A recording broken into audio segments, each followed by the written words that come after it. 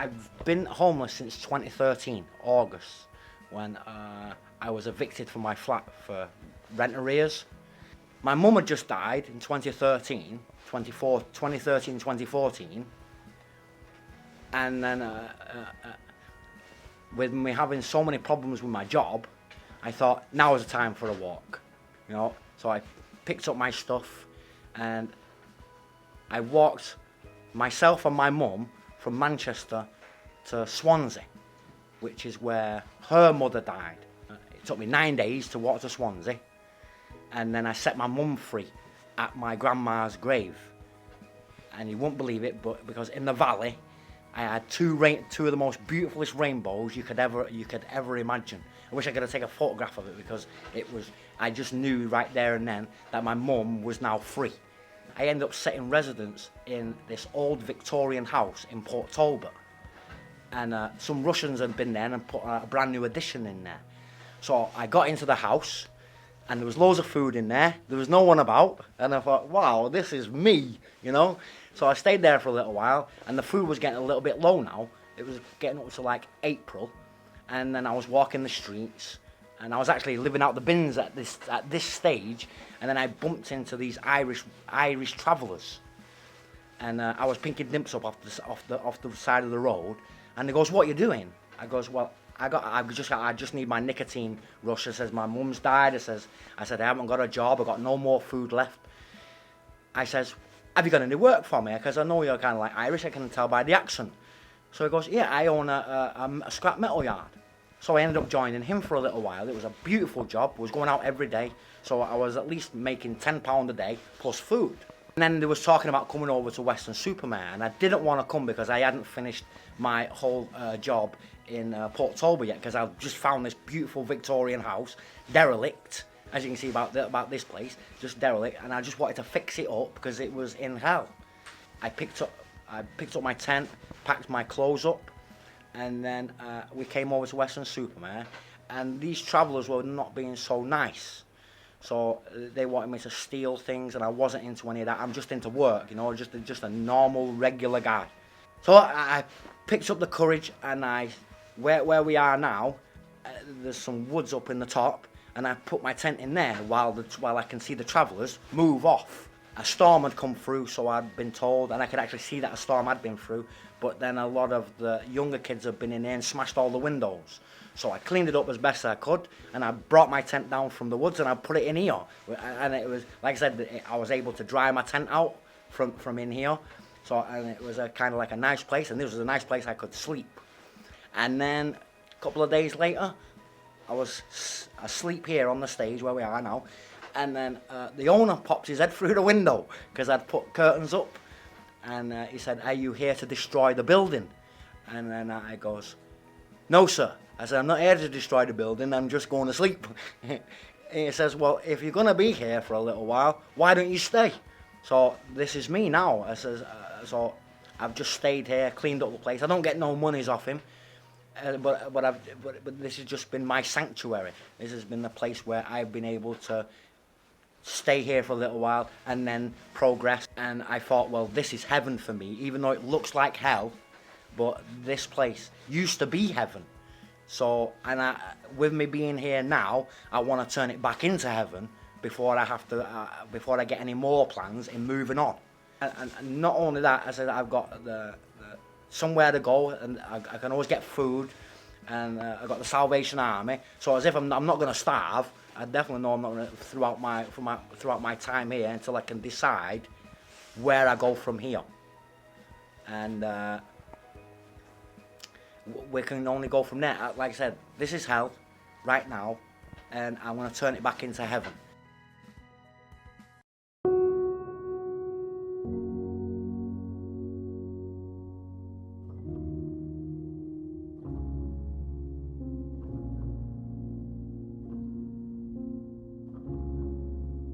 Why are you filming? Because we're filming the life of the times of the people on the streets today, because they're having such a hard time.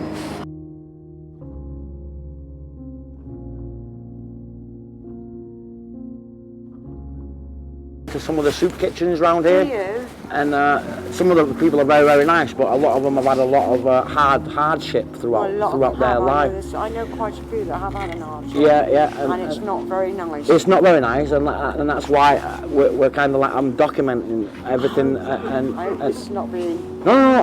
Also, but I kind of like became homeless myself anyway. Did you? But I was able to like try and climb up that ladder kind of thing. Brilliant.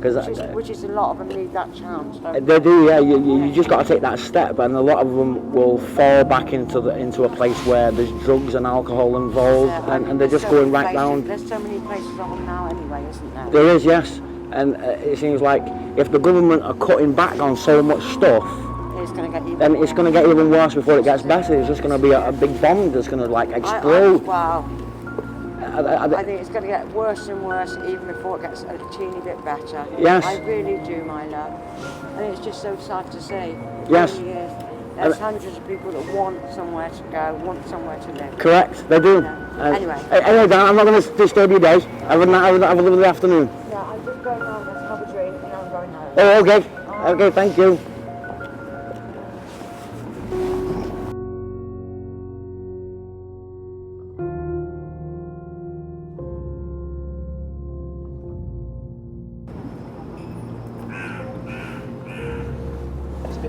Oh, thank you very much, sir. Oh, no, super. Thank you very much, sir. Thank you. What a guy. Oh, cheers, buddy. Thank you very much, sir. Thank you. Cheers, mate.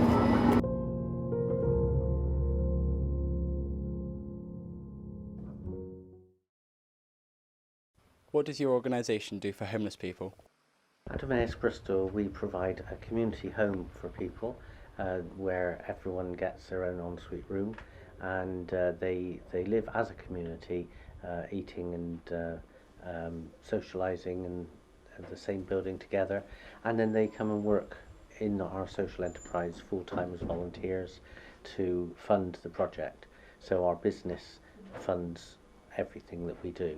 They agree to a few rules, and they live and work within the community. We provide help and support for them to deal with any issues, and as they get stronger and are able to, they do what we call our solidarity work, which is our charity work, helping those that are most in need in the city, around the world, and wherever the need is.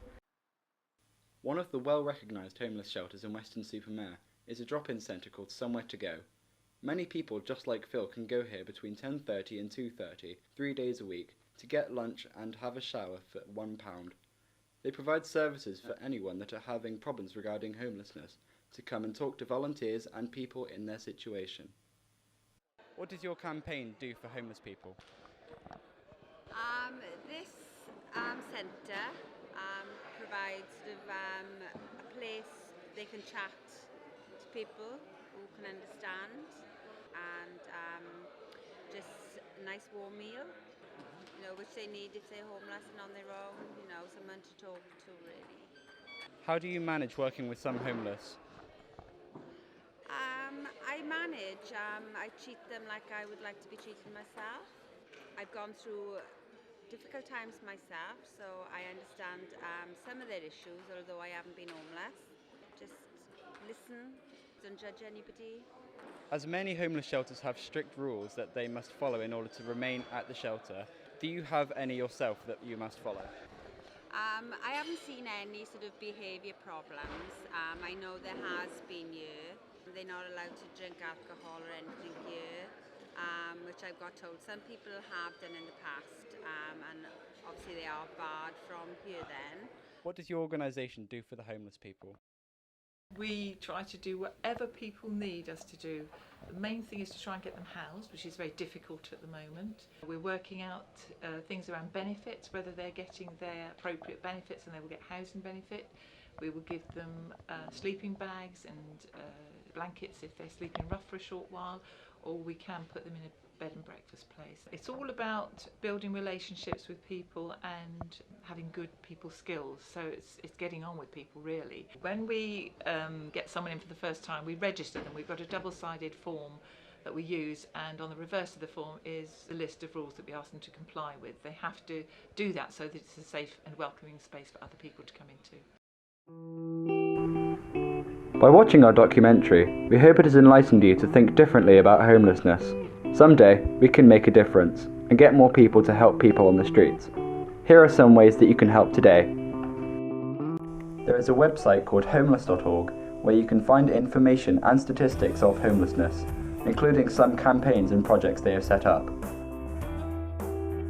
Also, if you are local to Somerset, you can visit Somewhere to Go's website for more information and help if you are facing homelessness yourself.